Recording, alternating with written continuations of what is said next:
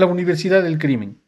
Resulta notable que nadie se haya dado la molestia de reflexionar sobre lo que pasa en la Universidad Ecuatoriana a la luz de los acontecimientos que han tenido lugar en la ciudad de Quito y que vinculan a una de sus universidades con el crimen de uno de sus administrativos, a manos de otros administrativos. Gente que bien podía haber sido profesor de la universidad y en donde el asesino bien podía haber sido uno de los estudiantes de sus clases. Resulta que en nuestro medio la universidad está muy degradada y eso significa pues una degradación, un vaciamiento del papel de los profesores y de los estudiantes. Esto se debe en gran medida a todas las exigencias que se le han impuesto, ya que la universidad no ha desplegado su tarea en base a su propia voluntad y sus propias dinámicas, sino por una serie de imposiciones que han llegado del Estado y que en apariencia tendrían sentido, pero que quedan reducidas a un puro trámite en la medida en que la universidad las cumple por obligación. Esas exigencias tienen que ver con la investigación, la vinculación y con recoger un registro de lo que hacen sobre todo los profesores, aunque también los administrativos. Esas exigencias también tienen que ver con cierta participación de los estudiantes y de los profesores, pero que ha desatado en último término, y no solo en la universidad, sino también en el sistema secundario, un clima de mutua hostilidad, donde unos se denuncian a otros constantemente y existe pues algo que podríamos denominar una especie de neoestalinismo. Sobre lo primero, el conjunto de exigencias que se le han impuesto a la universidad, uno podría señalar que todas estas exigencias se reducen, como decía yo, a un trabajo burocrático que merma el tiempo y las fuerzas de quienes trabajan allí, de tal suerte que tienen poco tiempo para estudiar, leer, reflexionar o escribir.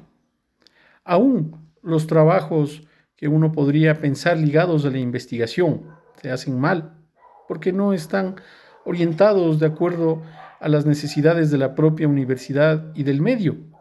Por ejemplo, la obligación de publicar artículos indexados. Se piensa que esos indicadores, como Scopus, validan un conocimiento, pero Scopus tiene su sede en Holanda y es una empresa privada que trabaja recolectando artículos científicos para venderlos como bases de datos a universidades de todo el mundo. Es decir, Scopus vende mercancías a ciertos clientes que tienen ciertas demandas específicas. De ahí que para las universidades europeas es poco el interés que tienen los artículos publicados en Latinoamérica, a menos que los latinoamericanos nos empeñemos en resolver sus problemas. Por otra parte,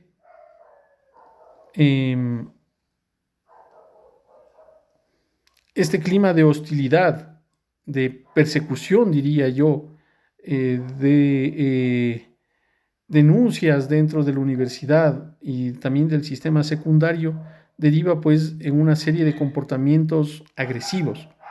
Yo mismo fui víctima dentro de la Universidad Católica de Quito de una serie de agresiones que tenían que ver con que me pinchaban las llantas de la bicicleta, del auto,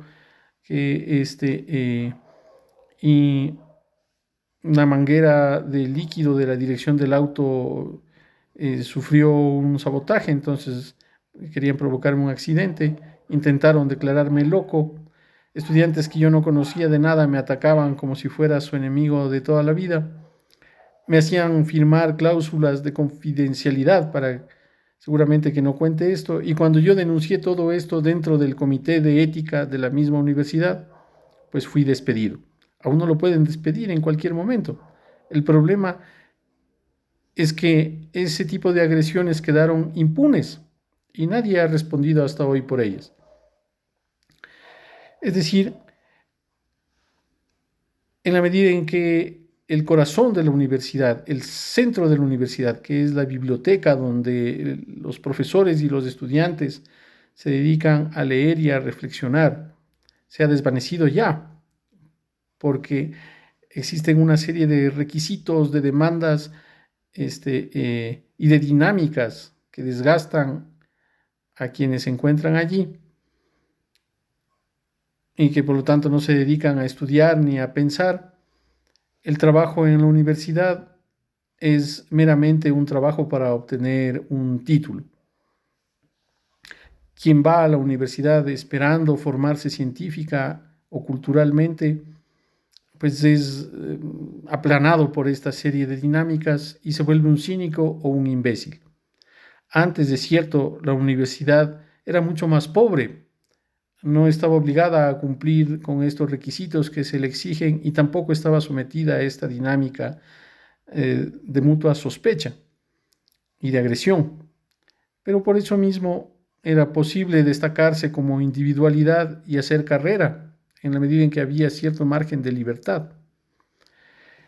Sucede ahora que en la UDLA todo este sistema en el que en lo último en lo que se piensa es en estudiar, da lugar a administrativos o profesores que pueden bien ocupar el lugar de los administrativos,